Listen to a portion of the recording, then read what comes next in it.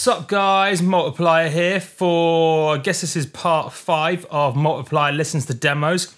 Had some great feedback from the first 4, so I thought, yeah, let's do some more. Wow, my inbox is rammed full of demos, as you can see here. It's about 200 of them roughly, and I've completely lost track of which ones I've listened to, which ones I haven't. So yeah, we'll see what happens with that, but we're gonna listen to some more and it's gonna be cool. And yeah, don't think I need any more of an introduction. Now, the question is, where do we start? Now, let's start here. Why not? This one. Saku, I can't say that other name. Yo, Multiplier, I would like to have feedback to my drum and bass track that I'm working on. BTW, thanks for all the helpful tutorials and shit. Cool, let's listen to this guy. D&B preview. Cool, let's click play and see what happens.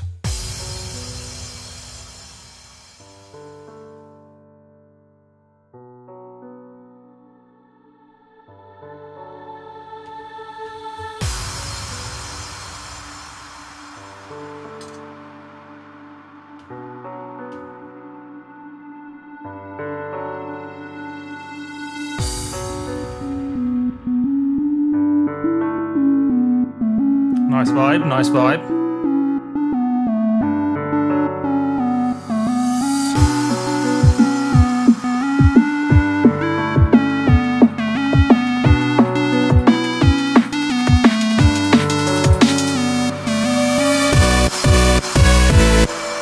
That's pretty messy.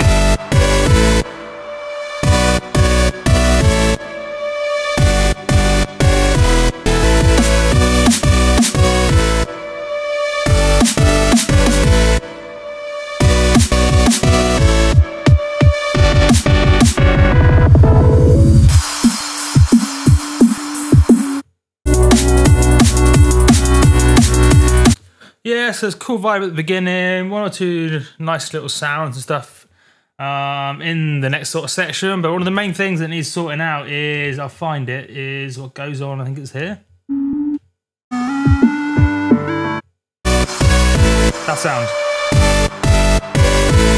That sort of stab, whatever's going on with those layers, I'm not sure if it's being compressed or limited too much or what's going on, but it's all kind of falling apart. So definitely sort that out because the dynamics are going completely whack. It's that kind of stabby sound, this one. That was kind of distracting, so I say sort that out. But yeah, cool vibe. Keep going with the vibe, but yeah, sort out that production. That should be pretty obvious stuff, like that's getting a bit mangled, but yeah, definitely kind of keep the cool bits, but fix up the bits that I know you can do better. So, cool.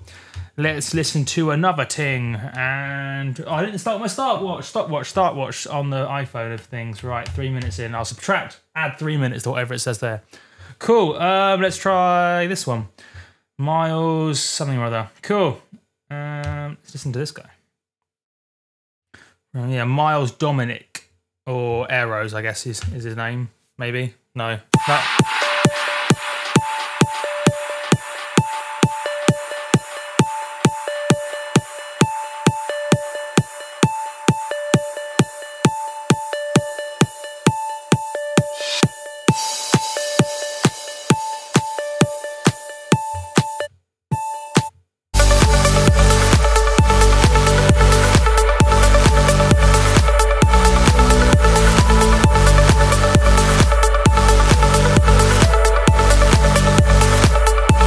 Definitely feedback, at least from a sound design point of view, in that little section. It's like everything's competing for the same space.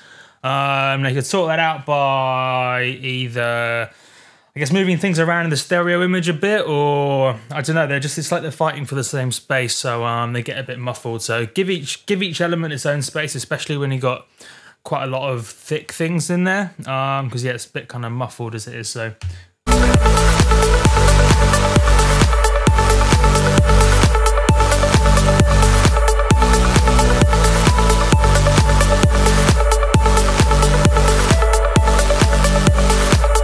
Also, some of the levels of that kind of bassy sort of noise seem to be going up and down in a strange way. Not sure if that's a compressor that's making it go weird or what's causing that, but yeah, it's like one of the 4th or the 5th ones just sounds a little bit quiet. I don't know, it sounds a bit strange.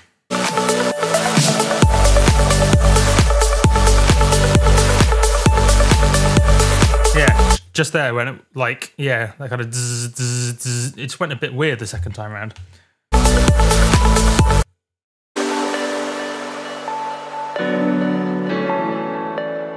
Yeah, this bit's nice.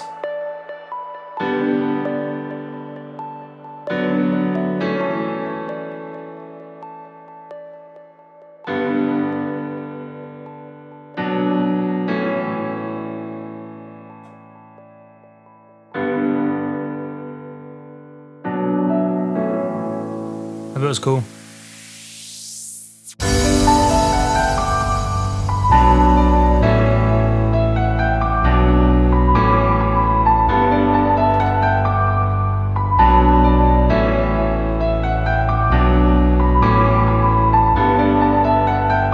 Some more feedback and ting on the sound sort of sonics, I guess.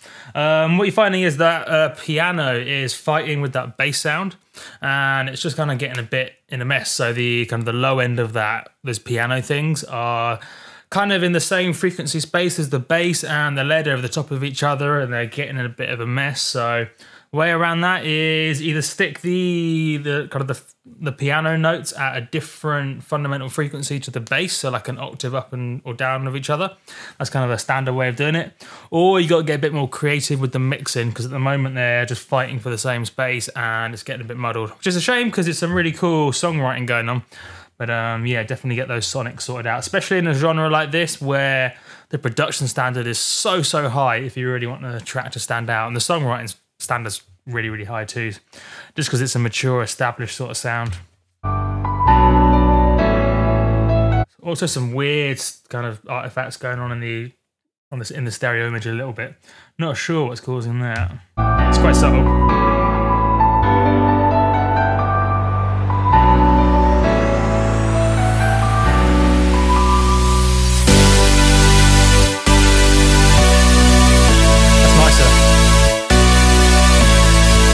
See how much nicer that is, where the kind of the synths don't interfere with the bass, just kind of sits nicer. And that's because they're at different octaves, they're at different frequencies, so they don't get in the way.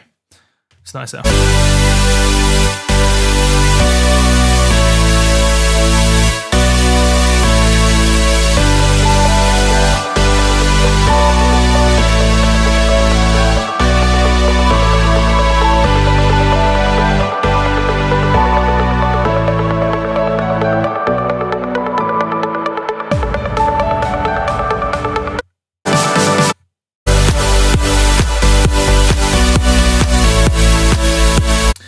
Similar issues as before, except this time with the kick and the bass, they're just getting a bit in a muddle. It's really tighten up that kind of kick-bass relationship.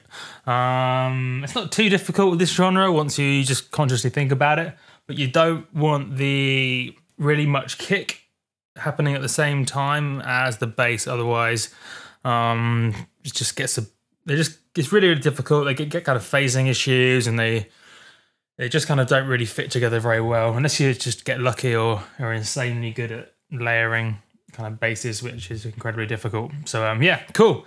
Some feedback and shit there. Let's listen to something else. We're going to do this in a random order just because we literally won't get through them all through the YouTube videos. So let's try Nearer the Top, Julian Bott. Let's listen to this.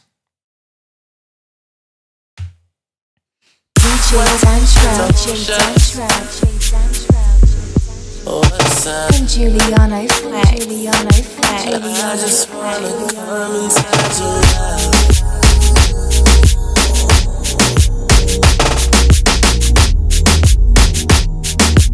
Baby, can I come inside your love? Baby, can I come? Same issue here as I described with the previous track. See how as that kind of kick happens at the same time the bass is happening, you got to be listening carefully, but they just get in a muddle. It's like one's happening and the other one sits on top of it, and they all just fall apart. So yeah, be really careful whenever you layer a kick on top of a bass that's similar sort of frequency range. Just never really works. So you really listen out to when the kicks are happening at the same time with a bass, and you should be able to hear how it just doesn't quite sound right.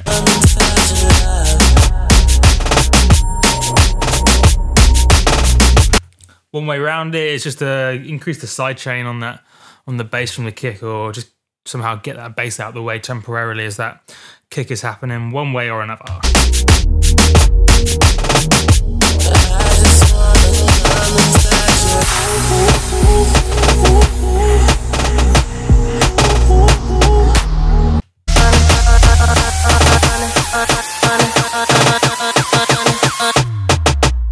I just wanna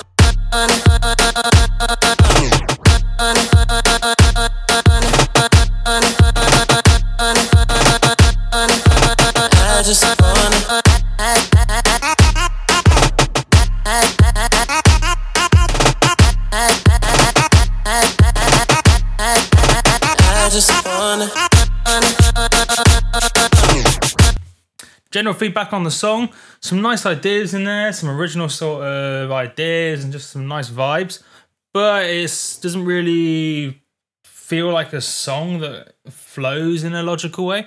It's almost like you have a few nice ideas and then you just kind of put them one after another and then didn't really put much thought into how you're going to link one idea to the next, if that makes sense.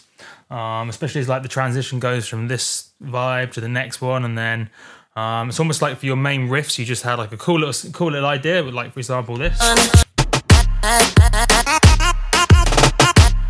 That little nice riff is really, really cool. Definitely love that. But then it's just duplicated. It's almost like you've got a nice idea and then just duplicated it a few times, layered one idea after another, called it a day. Yeah, that'd be my feedback for that. Cool. Let's listen to something else. I should have some more Skrillex strokes, but no, I'm too busy giving feedback. Let's listen to this one. Ass Kicker. Let's try this one from Smizheads.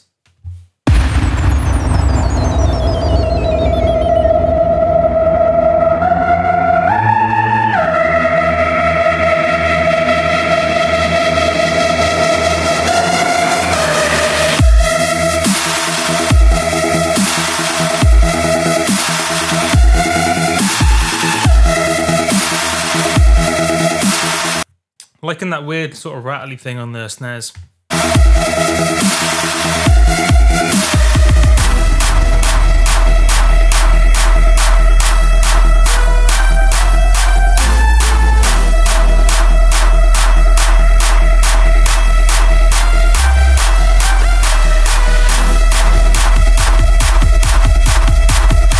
Same issue again, as it's been in pretty much every track so far. When you're layering those kicks over that bass, that you should be able to hear if you're listening carefully that low end of the kick is just kind of fucking with that bass, and it's just fucking with it, and it's not sounding good. Really, so you don't want your kicks that occupy a similar frequency to happen at the same time as the bass. Exactly the same issue here. So listen to how like nice and clean the low end of the bass is, or how reasonably clean it is, and then when the kicks happen, it just starts to wobble around, and oh, it's not good. So yeah, it's nice. Wobbly. Interference.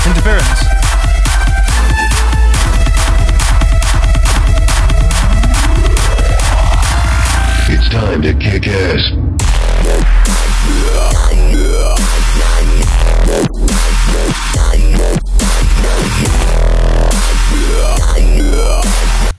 Some more feedback and ting, because I'm all about the useful feedback today. I remember when I first started this YouTube series, my first comment was, it sounds like Flux Pavilion like smashed into a calculator. That probably wasn't useful feedback, so I'm going to give some more useful feedback, specific, relevant feedback. With this style of music, you really need your kicks and your snares hitting better. And to have that hittingness, you need something happening around 200 hertz, especially for the snares. Notice how when these snares hit, there's no 200 hertz, so you don't get hit when it happened. You know there's a snare there because you hear the ch sort of sound, but it needs that kind of whack from 200 hertz. So just trying to choose your samples better. You don't have to mangle a shit sample into a good one. Just choose some nice samples and fucking don't worry about it. That's gonna be my best advice as far as choosing drum sounds, but you need to be able to hear the relevant elements in your drum sounds when you're choosing them. So yeah, choose some nicer drums, give me some more feedback. And it sounds like your bass is a bit loud. Maybe that's just because some of the other elements aren't really hitting where they should do, I don't know.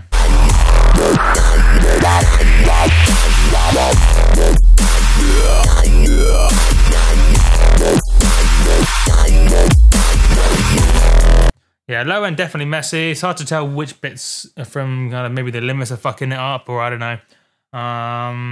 Yeah, I'd say keep the kind of the energy, but just really refine that production because it definitely needs some work. And I'd say, yeah, steer clear of those dubstep sounds as well. Not because they're bad sounds. It's, I mean, if you like them, go for it. But you got to bear in mind those sounds have been played to death, and those are some of the sounds that are great for a bit, but once you've heard them 400,000 times for 4 years, they lose their kind of impact. Because the whole reason why those sounds worked, those kind of, wait, I'll find some. Those sort of sounds. The reason why those sounds worked really well initially was because of the wow factor. It wasn't because they're musically nice or that they really achieve much other than people going, what the fuck is that? I've never heard that sound before. That is ridiculous. But if I've already heard that sound before, that sound doesn't fulfill its objective of making you going, what the fuck is that sound? And that's the whole vibe of dubstep. And one of the reasons that I initially got into dubstep, which was kind of how I got into dance music, was because the sounds were so mental. I was like, what am I listening to right now? This is crazy. So you got to like really think of it that way in terms of, especially in dubstep. I think people who get dubstep in terms of producing it, people who realize that kind of what dubstep achieves, and that is it hits you and or the sounds are just crazy and you're like, what the fuck is that sound? So you're using sounds that people have heard before. People aren't going to go, what the fuck is that sound? They're just going to go, oh, it's a dubstep sound. And then they're not going to get anything from it. So that's been my feedback for Ass Kicker. Cool name though, and it's a picture of Morgan Freeman, so I'm not sure how relevant that is, but pretty jokes. So yeah, and we'll call this video done, part 5. It looks like my goal of setting scratch disk as an external hard drive, so I don't run out of hard drive space, has worked. So hopefully, if you see these videos, it did definitely work. And yeah, let's do part 6 and ting.